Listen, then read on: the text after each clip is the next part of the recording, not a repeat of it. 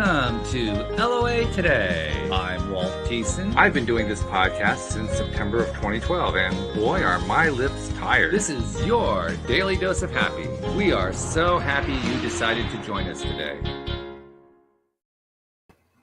Jody Lynn Craven is off today. She has a special event. She has a wedding in her universe today, and she is I believe she's actually the matron of honor and the MC, so she's quite busy, but she'll be back next week.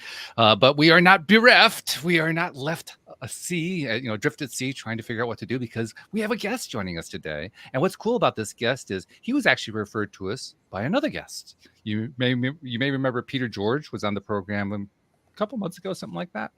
And after he got off, he loved being on the program. He enjoyed the conversation. He said, I can think of somebody who might be good for this.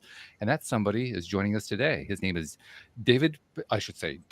David Petrovay. He is a PhD. We were just talking about it. He has a PhD in education. But this is a guy who has made a career out of helping people deal with, their careers and of career change, and specifically what happens when you lose a job and how do you deal with all the stuff that surrounds it. I mean, there are lots of people. I saw this on a piece that he wrote on a book on the Amazon website. He talked about how there are lots and lots of courses about how to get your resume in shape and how to get the new job and so forth.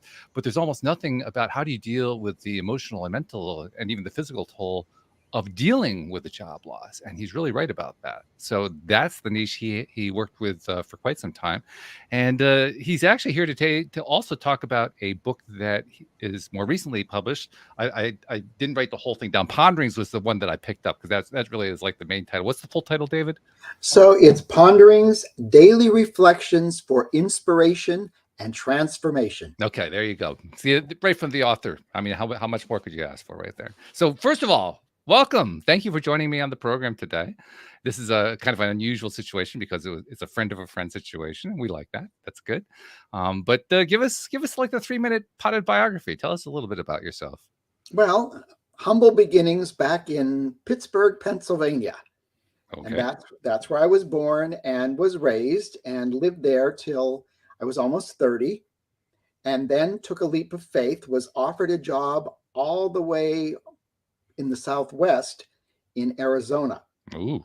I know. And so I packed up my car, had a moving van that was following me, and had never been further west in terms of driving than the Pennsylvania-Ohio border. That was it.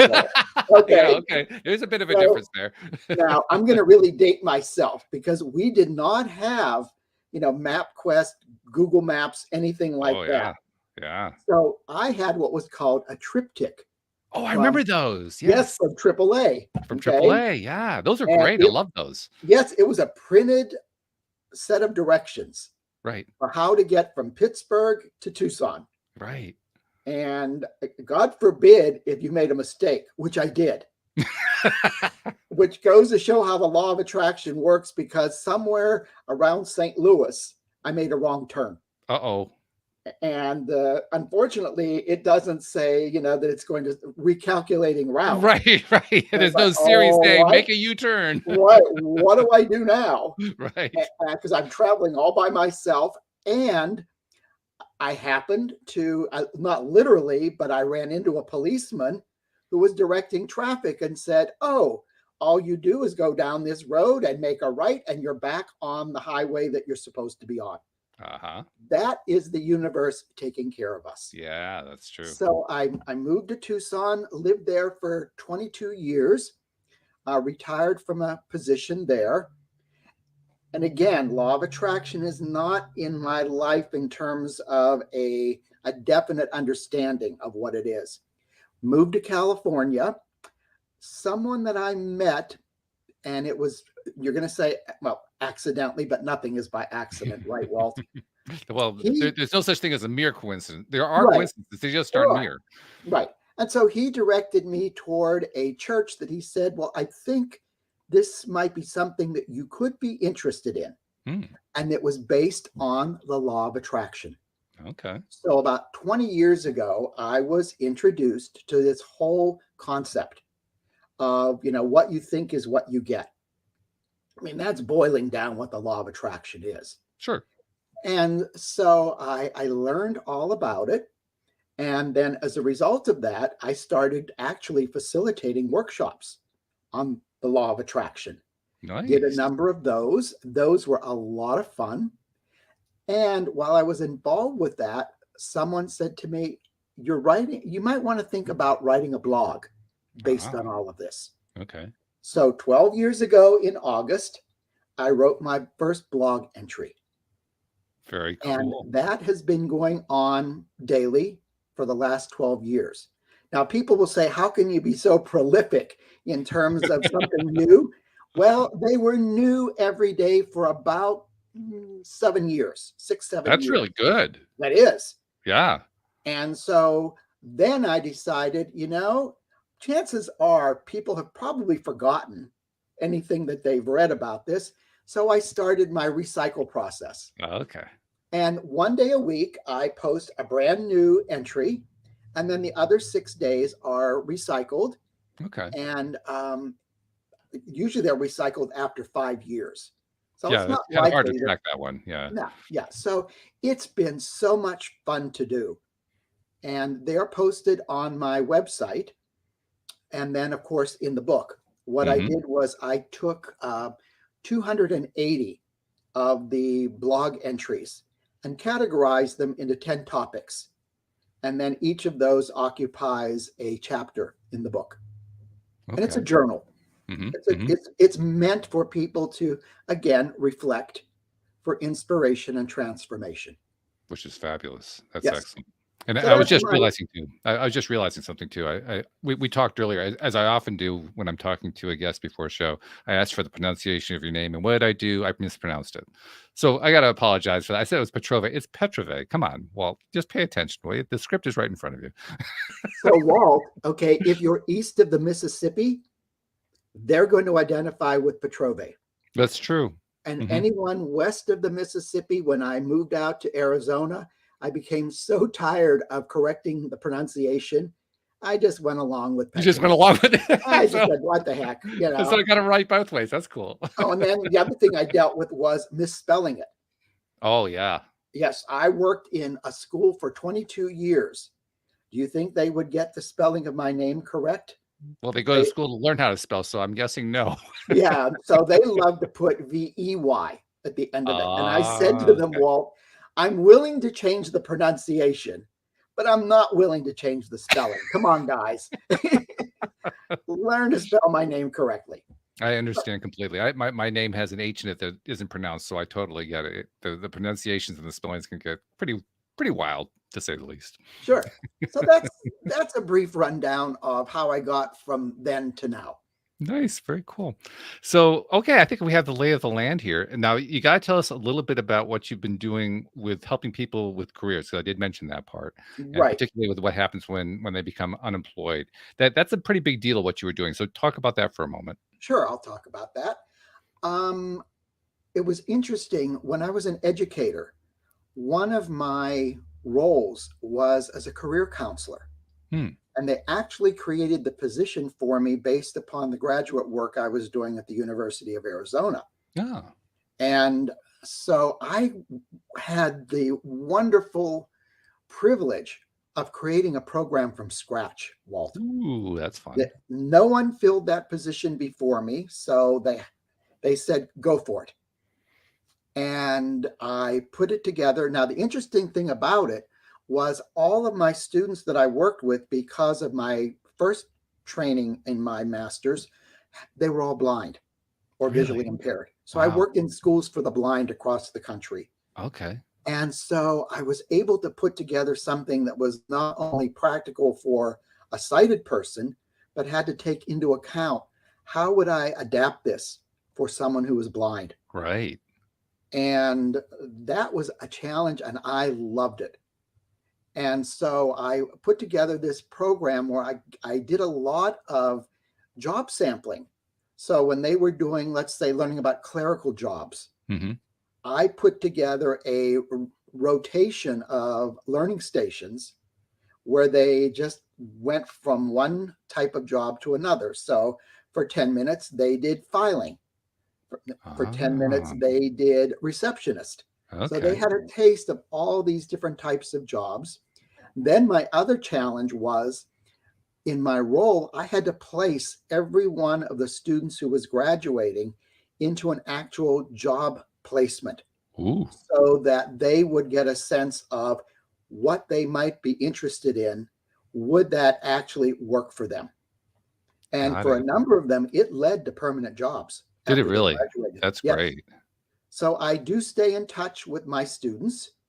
And I was telling someone that this morning that the earliest student that I work with in terms of age will be turning 70 this year. Wow. so, Wow. so it's been a long history of working with students. And remember, they're blind and visually impaired. I have one young lady working on a doctorate right now. Very nice. So they work in the fields of computers, just all different types of jobs. So Hmm. that's what got me started in this Yeah. whole area. Now, that being said, when you have someone who's out of work, as Mm. you pointed out, it's tough for them. One of my clients said that she was just laid off and she's working with an agency within the company to help her to find something else. Right. And she's dealing with the aftermath of losing that job. Yeah. And what he tells her is get over it. Just get over it. Go out Oh, there sure. and, It's so easy. Come yeah, on. get your next job. And Right. she said, I'm not ready for that yet. He can help Mm. me with that piece. But David, what you're going to have to help me with is regaining my self-confidence. And That's big. that is the biggest one that I've heard, Walt. So that is one of the chapters in the book called um, Life Between Jobs, Out of Work, Not Out of Worth. Mm. Because Yeah. people in this country, their worth is determined by what they do. Very often. Right. Yes. So, in working with various groups, I saw these common threads. So, dealing with self confidence, dealing with um, commitment, acceptance, resilience, and perseverance. So these were the themes that came through. And so I developed a book that had exercises in it. That's the teacher part of me. So we're not going to just talk about it. You have to take an active role in this. So, in, let's say, self confidence, what are your strengths? How do people know you? And what are your stories around success?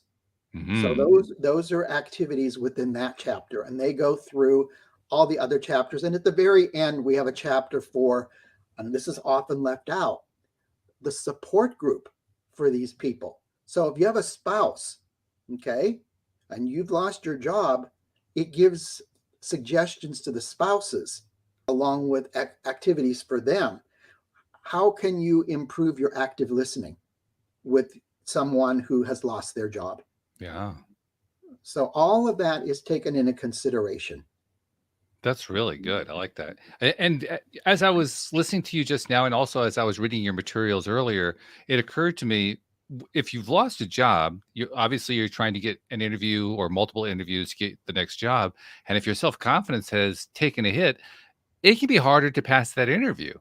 Because Oh, if you don't have the self confidence, that's going to come through. I mean, the employer is going to pick up on that. He or she may not know why they're picking up on it, but they'll pick up on it, and it'll work against you. right. And then the other piece of that with the self confidence is that whole section on acceptance, Yeah. going through the grieving process. I spend a Mm. lot of time discussing this as a loss. Hmm. And you're talking about the interview process. Two of the stages of grief are anger and depression. Sure. So imagine taking those two sets of feelings in, or either one of them, into an interview. This Yeah. is where, if you haven't resolved the anger, you sit in that interview and you're just lambasting your former employer because you Hmm. haven't dealt with the Yeah, anger. that's going to work real well. Oh, yeah. And then depression is going to show up in your energy level. Hmm. And Hmm. people are going to say, I don't know what's going on here. It doesn't feel right. Right. So we're going to pass over you and we'll find someone who's in probably a better space. Right. Yeah. Exactly. Yeah. Oh, you just hit the nail right on the head. It also occurs to me too, from the way you were describing it earlier, what you were really doing when you were working with people is you were actually teaching them how the law of attraction works without talking about the law of attraction. That's right. And again, part of that comes from identifying what's your ideal job. Mm. Okay. And I will have people write a job description. And I said, Nice. after you've written the job description, you're going to go out and that job is going to be pretty much there in totality or the majority of it. And they will do that. That happened to me. When I was dissatisfied with the position I had, my career professor at the University of Arizona had me do that exercise. Mm-hmm. Just write it down. What are all the aspects of this job that you would like to have? Wrote them out thinking, oh, I'm going to have to travel all the way across the country in order to get a job like this. Well, it turned out, Walt, that everything that was on the list turned out to be where I was currently working. All I had to do was transfer departments. I love it. Yep. That is funny. It's fun too. It's amazing too how powerful that writing process is. One of my favorite ways to talk about the writing process is in regard to primary relationships. So many, particularly women, tend to do this more than men, but so many women I've met, including my wife, by the way, make a list of all the ideal characteristics of their ideal mate. And then when they actually meet someone and they pull out the list, yep, check that one. Check, check, Mhm. check, check, check, check, all the way down the page, the entire list. Over and over again, I'm hearing this story. The entire list got met. And so when you said they get all or most of the characteristics that they rate about their ideal job, I want to ask this question. How many of them actually get the whole thing? I suspect a lot of them do. They come pretty close. What I talk about is your 5 non-negotiables. Okay. So those would be at the top of the list. I think the same would hold true if you were looking for a relationship. Mm-hmm. Some of them you'd say, well, yes, I'd like that, but it's not at the top of my list. Mm-hmm. I could live without having that. So, okay, my partner is 6'2" instead of 6'4". I could live with that. I see. Okay. Yeah. So the specifics, you have to, of course, be flexible. There's a term, as I'm sure you've discussed in your programs, called outlining. Mm. So outlining means you are so specific that there's no flexibility. Mm-hmm. So you could get, of 100 different descriptors, you might get 99. And they say, but that one's missing. So sorry, that's not going to do it. So outlining means I want to be a millionaire, and the only way I can do that is by winning the lottery. Yeah. Mm-hmm. That's telling the universe how it is to deliver what you're asking for. Which is capable of doing. I just can't guarantee it's going to happen anytime soon. Right. That's the other thing. Yeah. Yes, it could happen. Are you willing to wait? Yeah. How long are you willing to wait? If you wait long enough, it'll happen. That's true. Yeah. Maybe 150 years. Oh, that's it. And that's the other thing. When I would hear people say, you can be whatever you want to be. Mm-hmm. And let's say one of my students, okay, had cognitive challenges, wanted to be a doctor. Mm. And the psychologist said, you can do whatever you want, be whatever you want. My response to that was, yes, that's true. Given an infinite amount of time, Yes, you could learn all of those fine skills that when you put them together, they look like a doctor. mm-hmm. Are you willing to wait for that to happen? Are you willing to work for all that? And That's going to be a lot of work. That's right. That's right. I mean, for even somebody without cognitive disabilities, that's a big challenge, becoming a doctor, Right. especially a medical doctor. I mean, any kind of doctorate, because well, you're a PhD, you know what it's like to get a doctorate, but especially an MD. I mean, the amount that they have to endure is incredible. Add in cognitive difficulties, and now you just amp it up about 10 times over. Whew. Right. Right. So that individual, based upon a gentle guiding, has a job that he's been working at for years and seems to be very happy. It's very far removed from Mm-hmm. being a doctor. Which But raises an interesting question, and this is going to tie into something that you also mentioned a few moments ago. You mentioned that when someone loses a job and they've lost their self confidence or they're not feeling confident, that one of the things they need to do is they need to put together their stories about their accomplishments, about what's what they've done well in life and so forth. And as we know here on the podcast, the stories that we tell ourselves are nearly as important, perhaps even more important than the stories we tell others. So that's a really important exercise that you have them do, because what you're really doing is saying, stop putting all of your attention on all these things that are going wrong, including having lost your job, and start focusing your attention on what goes right so you get a better result. So I guess the question that I have that comes out of that is, when you teach these people to tell these stories, to first of all remember the stories and then construct them and start telling them more frequently, what kinds of results have you gotten out of that? well, the way that I use it, Walt, is my request is I want you to tell me a story. Mm-hmm. And sometimes I'll get one sentence. Yep. To me, that's not a story. Not That's an really. No. introduction to a Yep. story. Mm-hmm. So I said, there's no right or wrong here. It's your story. I can't go through and critique it and say, no, that didn't happen for you. You just need to take ownership of it. Mm-hmm. When they're willing to write at least a paragraph, if not more, I use it as an opportunity to go through and begin to identify skills and traits. Sure. So tenacity, we'll talk about that. Mm-hmm. We'll talk about specific skills like writing skills, Mm-hmm. and maybe computer related skills. And then we begin to create a profile based on that. And to say, have you ever thought about using what you've given me in this way? And oftentimes they'll say no, because they can't see the forest for the trees. Mm-hmm. So it's a great opportunity for them to also focus on success. Yes. Because remember, when you lose a job, that's probably not your focus. Right. When you lost the job, you probably felt like you were a failure. Exactly. That's what a lot of people will do. And in this day and age, it has many times very little to do with being a failure. It's oftentimes you're not a good match for what this company is looking for. So we talk about company cultures as part of this. Mm-hmm. And once they begin to look at their successes, there's the old saying, success builds on success. Right. And so that's what we keep focusing on is you've done this before. You've been successful. Mm-hmm.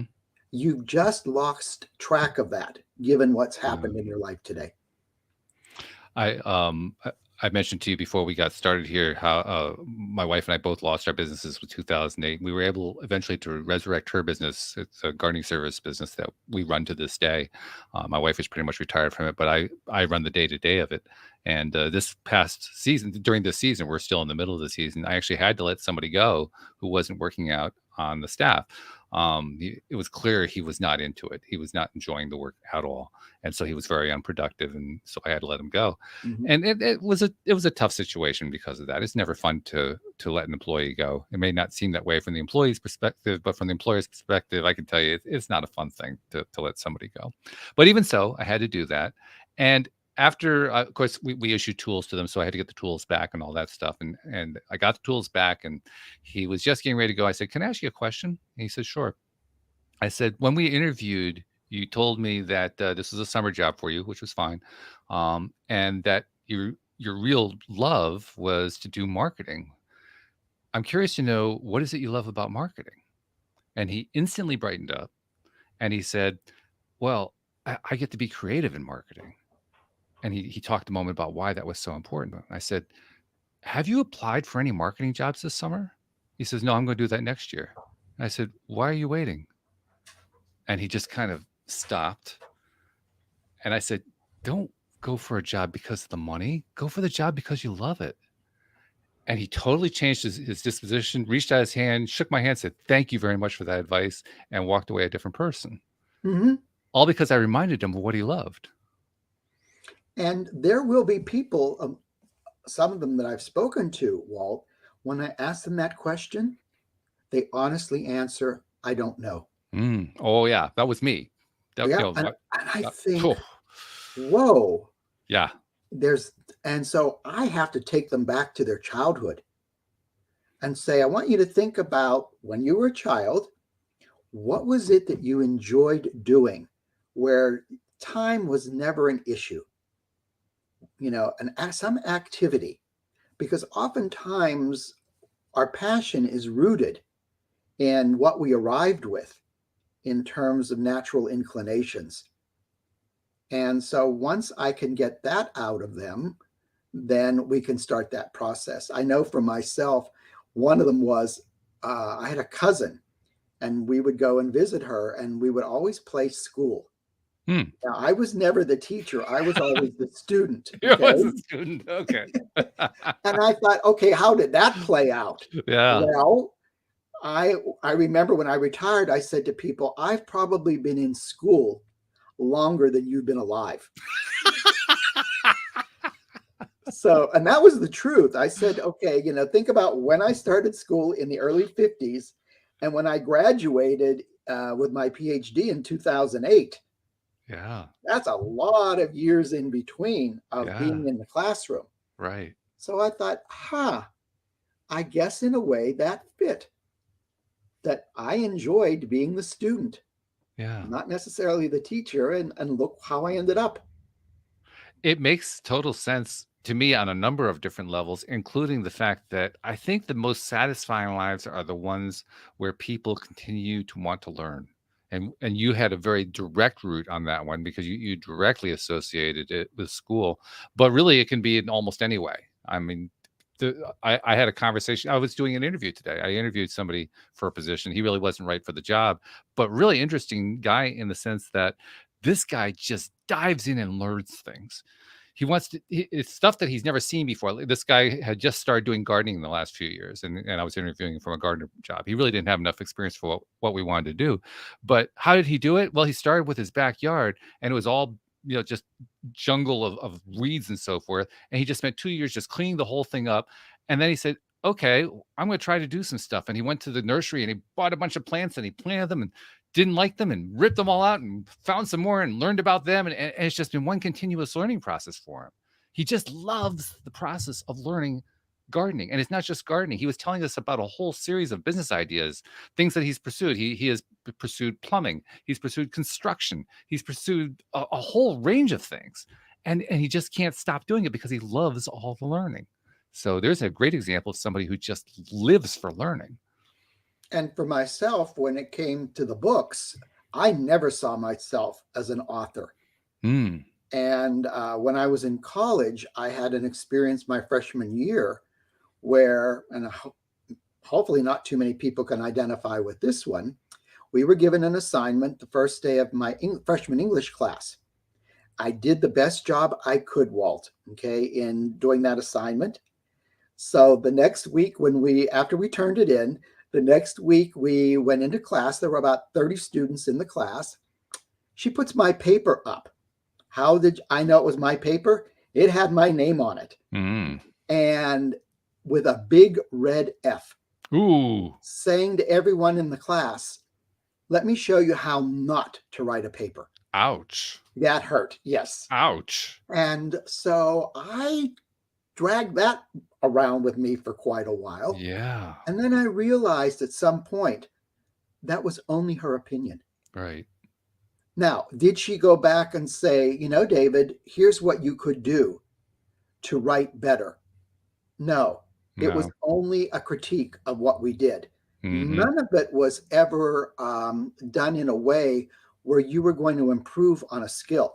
Right. It was all tear you down. Right. And I thought, okay, that was her opinion. And then I remember taking a graduate class as part of my doctoral program, and I get my paper back. It was on asthma. And it was all marked up, Walt, in green. And it was all positive comments. Wow. And he said, this is so good, you need to have it considered for publishing. Wow. Two different opinions Yeah. about the same task. Yeah. So there's where we have to look at the messages that we're receiving and what we do to internalize them. I And think we that's, also need to look at the messages that we're giving too. I oh, mean, yes. you just gave two excellent examples. One person who really doesn't get it, and another person who really does get it. There's such a tremendous value in finding a way to help somebody without tearing them apart and Yes. actually building them up in the process. And that's what I love about the career counseling and coaching. Mm, It's building those people up, yeah. saying, you have options. You can do this. And getting them to believe in themselves. I Mm. believe in them initially. Well, It's that's what a getting good them coach does, right? A good coach right, believes in the person they're coaching. That's part of how they get them there. right.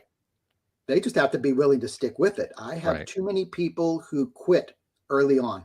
They Mm. don't give themselves the chance for whatever reason. Why do you think that is? I think part of it is they think they're going to get an easy answer that's Ah, going to require very little effort on their part. that could be, sure. I had one lady come in and she said, well, I want a job in communications because I think I'm good at communicating. Mhm. I said, well, that opens up a couple thousand jobs as far as options go. Sure. We need to be more specific. No, I expect that I'm going to tell you that I'm wanting a job where I get to communicate. And you're going to tell me when I leave here after less than an hour where to go for that interview Okay. That's an where they interesting will hire me. demand. And I thought, well, again, people need to have realistic expectations Mm, that if they don't think they have to do the work involved, they're going to be disappointed. Now, it's possible that she could have gone out and the very first place that she went to hired her, but not likely. mhm. Yep. Well, and again, it reminds me about what we know about how the law of attraction works, because you need to, and this ties in directly to what you would teach your students who would hang around long enough to learn it. That you have to take the time to really focus your attention on not just what it is that you want, but what the details of it are. You to turn it into something real in your own mind, because if you don't turn it into something real in your own mind, it can't come true. That's true. It just becomes a sort of a stillborn idea that doesn't go anywhere.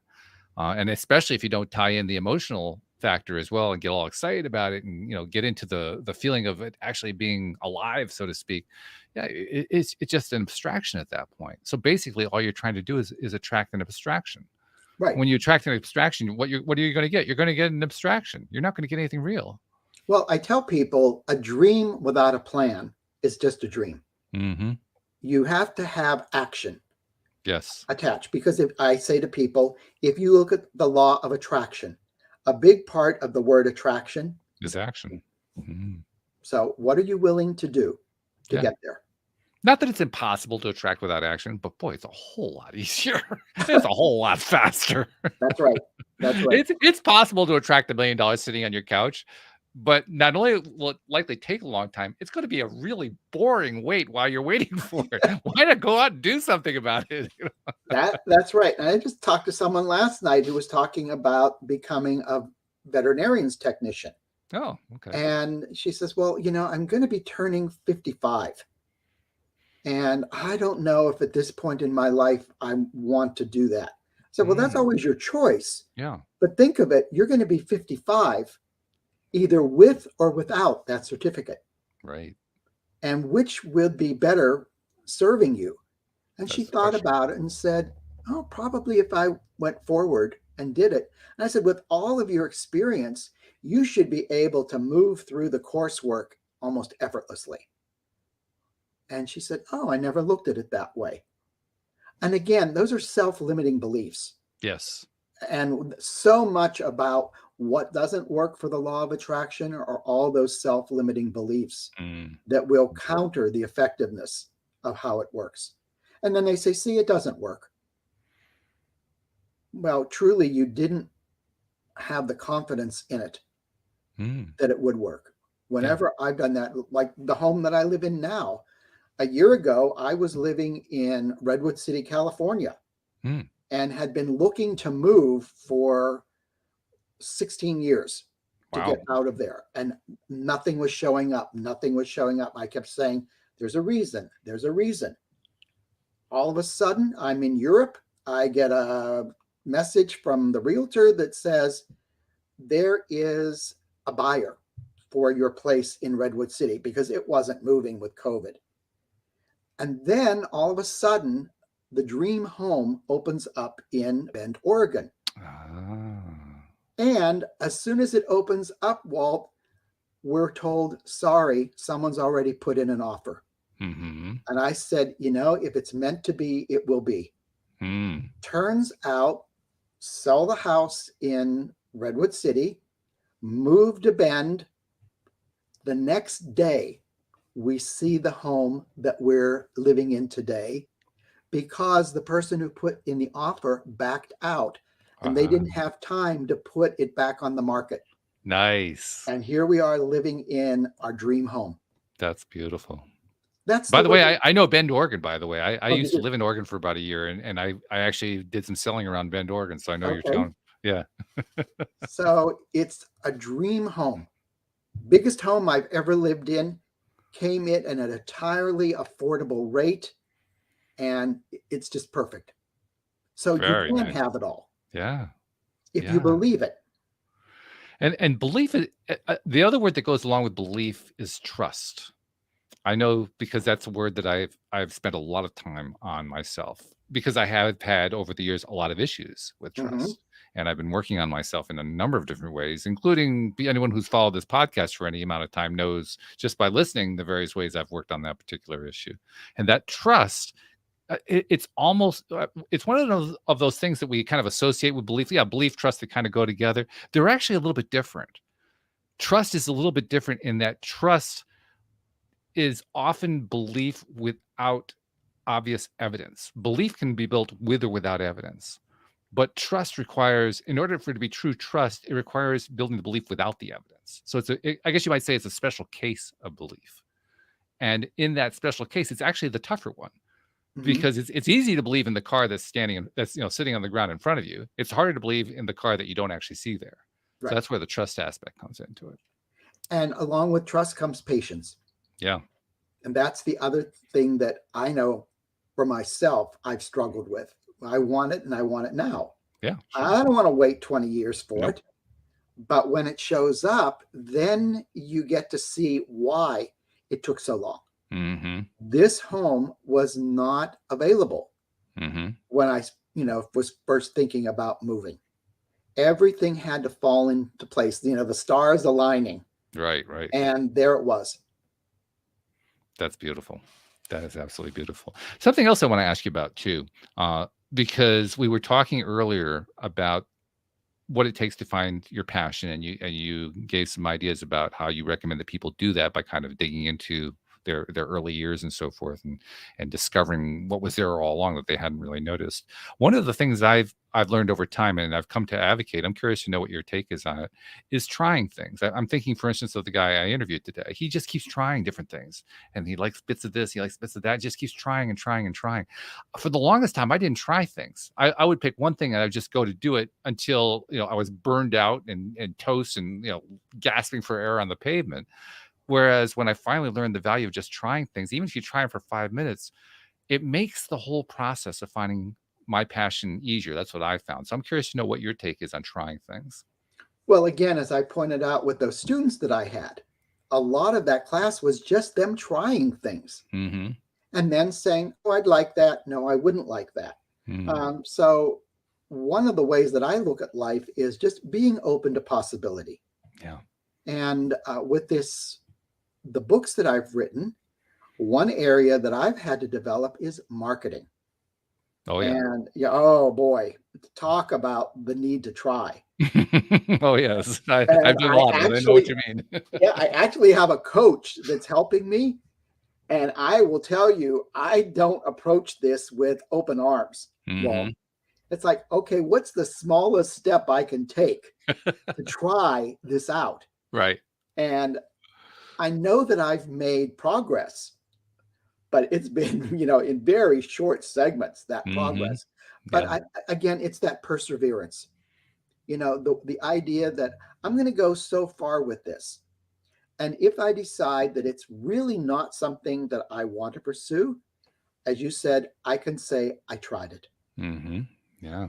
Well, Yeah. also, as you're telling me the story here, you're reminding me of a friend of mine who is also an author. He's the author of the book called The Last Law of Attraction Book You'll Ever Need to Read, which is a very ballsy title if you think about it. Hmm. His name is Andrew Kaplan. He writes under the name Andrew Cap. And he was telling me one time at a special event that I had, he was, as part of the interview, he was saying um, how he handles that little one step at a time, one little thing that I can do right now, and how he has turned that into a dramatically successful book, because the book, I think he just reached it. I'm not sure if he's just reached it or he's almost there. Last I heard, he was around 95,000. He's almost at 100,000 copies sold. Hmm. And when I asked him how he did it, he said, I wake up every morning and I always answer at least one email, and I try to make one phone call. I try to respond to one person asking for help, and one person asking for advice, and one person asking for support. I just try to do one little thing at a time. And you do that over and over and over again. And one step at a time, you get to the point where you're sold 100,000 copies. Hmm. Yep. I have on my book. I went to Office Depot and bought gold stickers, Hmm. and I put one of these on my book, and it says over 1 million copies sold. Ah, okay. Okay. And I thought, why not? Sure. Other people sell 1 million copies.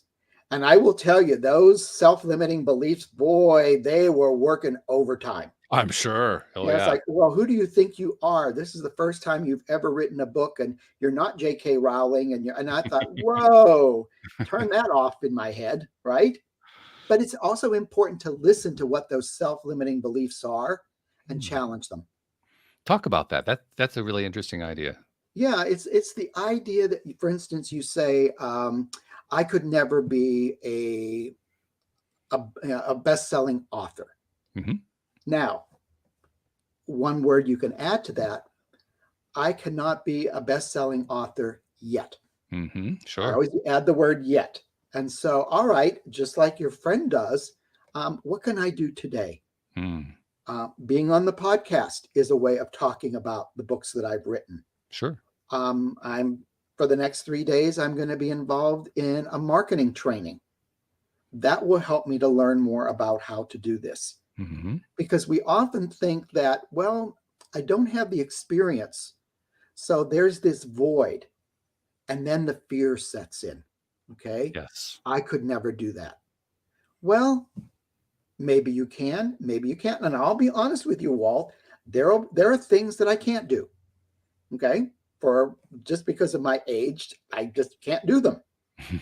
But I recognize that and say, if I could do it, I'd probably try it. And believe me, there's some things also that I've done where I thought someone my age did this. When we were in Moria for my 70th birthday, we were on an ATV going up the mountain, the Oh, tallest wow. mountain on the island. There are Wow. no guardrails. Yeah. Okay. We went all the way to the top and came back, and they said, how old are you guys? And we said, in our 70s. They were in their 30s. Wow. And so we were doing the things that they were doing. Nice. And Yeah. now, would I do it again? Maybe yes, maybe no. But I tried it You tried it. Yeah. and survived. Yeah. And I'm thinking, okay, this is what you need to think about, is how you can counter those limiting beliefs. What would I need to do differently? What success have I had in something similar to this Mhm. that I Mhm. can draw upon? And the other one is, and I was just talking about this on yesterday's podcast with someone, you don't have to do it alone. You know, there are people around you who can support you in achieving your goals. It's interesting you say that, because and it's also tied in directly to what I mentioned a moment ago, how I used to sell in Bend, Oregon. Mhm. Well, the company I was working for was the company owned by W. Clement Stone, the famous advocate of success systems and positive thinking from the 20th century. And when I was working for his company, I barely knew what he taught. I didn't know anything about law of attraction. I didn't understand really how positive thinking worked. I mean, I'd heard about it. It sounded like a good idea, but I really didn't know. And here I was trying to sell. He was selling. It was an insurance policy. I was trying to sell his insurance policies, and I had a very definite, very strong limiting belief based on a lack of self-confidence that was very, very deep. But I managed after you go through this training the way they used to do it. It's kind of like going to an Amway convention. You have this big hall, and they're rah-rahing you and getting you all built up and so forth. And then they give you some training and they teach you how to do the presentation, and they hand you the materials and they send you out. And okay, you're going to go do this route. So I went out the first day, and I made more sales than anybody else on the team. Now, you would have thought that would have given me the confidence to keep going. Absolutely not. Because my limiting beliefs, I had no knowledge of limiting beliefs. I didn't know what a limiting belief was. I had no clue how any of this stuff worked. I didn't understand how any of it, how the positive thinking worked, what you do when you run into adversity. I had no training on any of it. And it turned out neither did they. So when I was asking for help, they couldn't help me. And I was racking my brain trying to understand, because from that day on, I never sold another policy. I didn't understand why I had been able to go out the first day, sell more than anybody else, and never sell again. Now, there was a thing you could do. You could renew existing policies, and I made a little money that way for a while, but that just, you couldn't support yourself on that. So I ended up losing the job. And it took me years to understand, what was I supposed to do different? I didn't know what I was doing wrong. I didn't know why I screwed up. And all it came down to was I didn't really believe I could do it. I didn't really believe it. Yeah, because they've done studies on successful salespeople.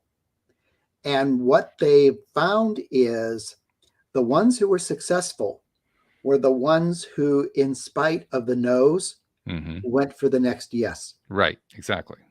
Which was the one thing they did try to teach me that. It didn't help at all, but they did try to teach that part. Yeah, and part of it is, well, when I got those yeses, what exactly was I doing? Is there someone who could give me the feedback? Just like that gentleman, that professor who wrote all those green comments on that one paper. Right, yeah. And it's like, okay, he explained why it was a quality paper.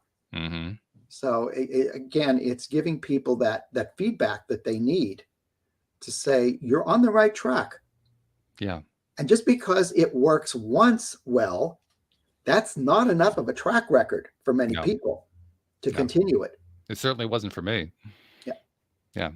And I remember at the time wishing that I had somebody who could explain stuff like that to me, who could help me understand what was going on and why I was having so many difficulties with it. And they tried.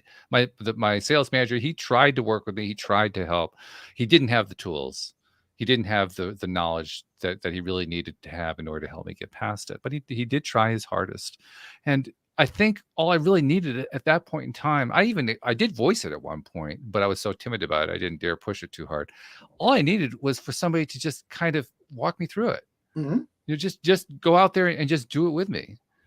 But when I voiced that, they poo-pooed it, and I lost confidence in pushing forward any further. And so I mean, it was a one-day thing, and I was done with it. Like I can't push that one anymore. So I don't know what else to do. And from that point on, I was in a very negative mindset. And what's going to happen when you're in a negative mindset? Nothing. It's not going to work. Right. And it is working on some level.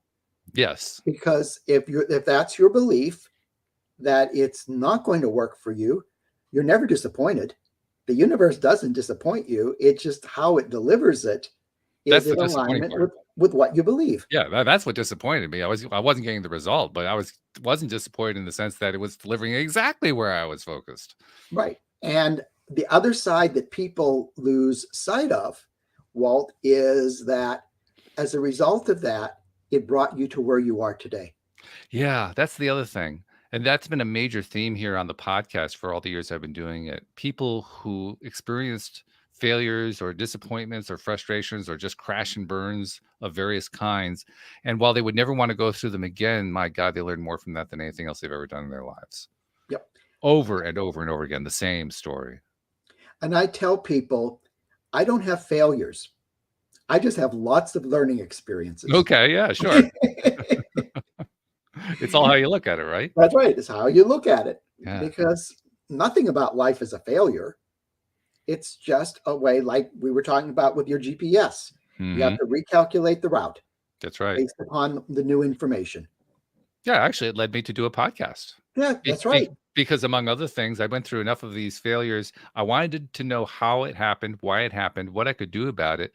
And in the process of learning all that, I realized I also wanted to transmit the information to other people. Hmm. Now, if you had asked me back in my 20s when I was in Oregon trying to do this stuff, if that was my goal, I would have given you like a cross-eyed look, like, what are you talking about? So there's no way I could have planned it. There's no Right. way I could have anticipated. And I certainly, if you had asked me that if that was going to be my passion, I would have laughed out loud. I was, you got to be kidding me. There's no way that's my passion. But it turns out Well, that it is. also generationally, we didn't come from a background where parents talk to their children about that. No, they didn't. It Well, they was didn't know what to say. no, because talking to both of my parents who have been deceased for a while about what they wanted in life. Hmm. Oh, talk about a painful subject, Walt, Oh, I get it. I because get it. neither parent who had the potential ever found themselves in positions that allowed them to exercise that potential. My And there mom was a had my mom took it to an extreme in that I realized at the end of her life, she still didn't even know what she wanted to do in life. yes. I mean, that practically broke my heart. Oh, I know. And I found it very difficult for them to accept where I was going educationally Mm, because it was so far removed right. from what their reality was. Yeah. And they saw me almost as a stranger in terms of where I was in my life. Now, I never presented it as, oh, I have a PhD and I'm so much better than you are. Right. Uh, it was just the listening to the stories and the sadness Mm, that was associated with that. yeah. Very painful. And I'm hoping that as generations progress, there's less and less of that happening. And your I show personally is, see it. I think you probably see it every day. I see it a lot more now than I did, say, 20 years ago. yes. And, I work with so many young women where in our generation, okay, if you were a woman, you were a teacher, a nurse, or a secretary. That was about Okay. it. That was it in terms of vocation. Yep. Now these women are high-powered real estate Oh, people. yeah. They're just working in so many different high caliber positions that are not any of those three.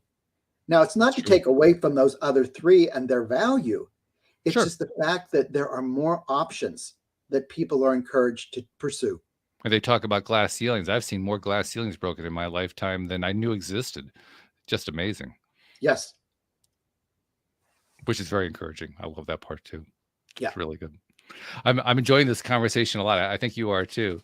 Very And much so. we have a few minutes left, but I just wanted to throw out there that I'm enjoying it so much. Partly because I'm reminded of my own path, my own journey to get to where I am right now. This has really been hitting me on a number of different points that I experienced along the way. I suspect probably the same thing is true for listeners, and probably for you too, because every time you're telling your own story, you're kind of revisiting stuff that you experienced.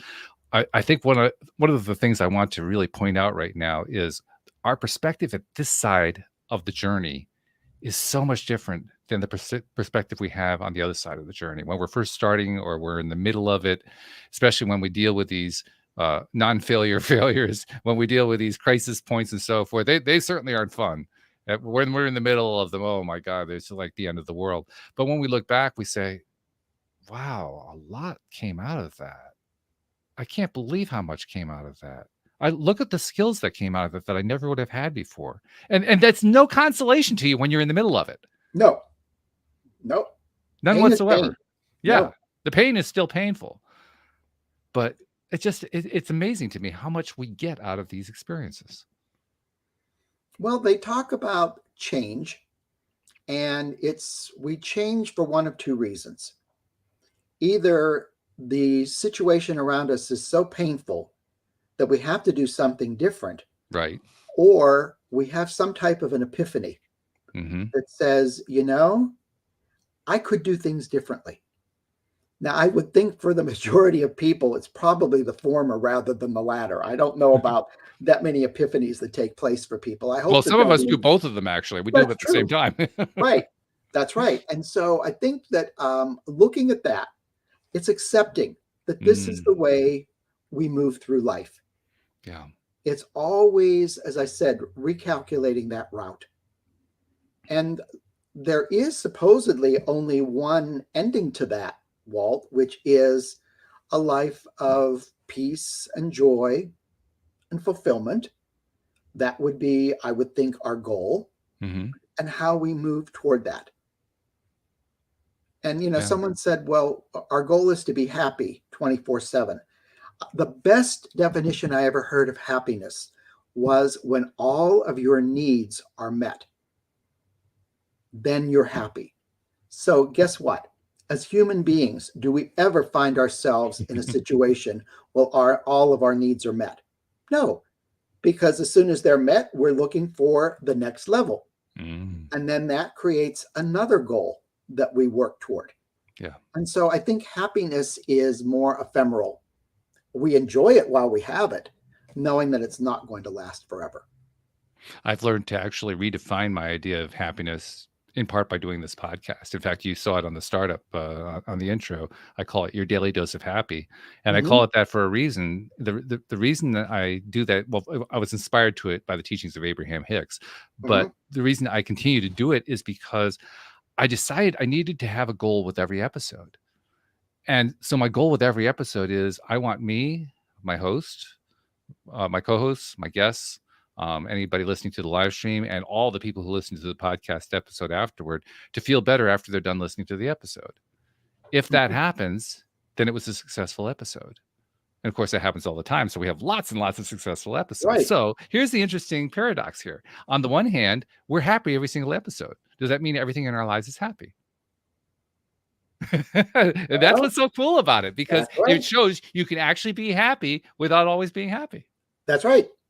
And it's recognizing it when it occurs and just, you know, just, I don't know, just filling yourself up Mm, with that sensation. And as I was sharing that with you, I could feel it yeah, physically within me. that's nice. And we oftentimes forget about tuning in to the Yeah, physicality of what we feel. yeah, yeah. If you're getting goosebumps talking about what you do, you're probably doing the right thing. Absolutely. Yes. Absolutely. That's a good rule of thumb, and it's a great way to kind of wind things up here. Before we go, before we finish off for the day, we got to get some info from you. All First right. of all, people who want to find out more about the book and your other book, because you have a couple books out, how do they find the books? I imagine they can be found anywhere, but just give us a little overlay on that. Easiest way to find them is go to Amazon. Hmm. Okay. Under my name, there are 3 books that are listed. The ones there are the 2 books that are career related, because one is the actual book and the other one's the accompanying workbook. Hmm. And then the Ponderings book, which is the journal Hmm. that is really focused a lot on the law of attraction. In fact, I reference that quite a bit and provide a bibliography at the end about the many books that people can read about Nice. that give them more information if they're not well versed in it. Right. Very Yeah. good. I like that. And then the second question is, how do they find out more about you? How do they reach you? Like if somebody has a question or they want to talk to you, maybe to find out more about your coaching or whatever, how do they find out about you? So I do have a website that is currently being revamped. Okay. And hopefully when you go out to your other listening audience, it'll be where it's supposed to be. It's davidpetrovaycoaching.com. Okay. Okay. And it talks about my services, how to get in touch with me, testimonials, just a lot of information about who I am. I'm also on LinkedIn, by the Oh, way. okay. That's your primary social channel then. Yes, it is. Okay. And Okay. that's what I was taught. Pick one lane that you absolutely want to be focused on and let that be your main way of traveling. Got Yeah. it. Okay. Very good. Very good. Well, obviously the training has paid off because you're doing so well with it. But I got to thank you for taking the time to join us on the program today, sharing your insights, sharing the knowledge and experience you've accumulated over the years. And I also want to make it a point to tell you something that I've been doing more and more lately, because I think it's really important. You, like so many people, reach out and touch people whom you will never see, whom you will never hear from, but you touch them in ways that is almost incalculable. So on their behalf, I want to thank you for the work that you've done, reaching out to these people that you'll never see and that you'll never hear from. And may I make one comment on that? Now, this is how the law of attraction works. This is what I wrote yesterday. Okay. That just came to me. If you touch the life of one other person today, you have changed the course of history. I love it. Think about how powerful. That is fabulous. Absolutely fabulous. What a great way to wrap it up. David Petrovay, thank you so much. This has been a great conversation. Oh, I agree, Walt. And all the best to you and your listeners. Thank you so much. And thank you to our podcast listeners everywhere, because without you, hey, we wouldn't have much of a podcast. You guys make it so special. We'll see you all next time here on LOA Today. Goodbye, everybody.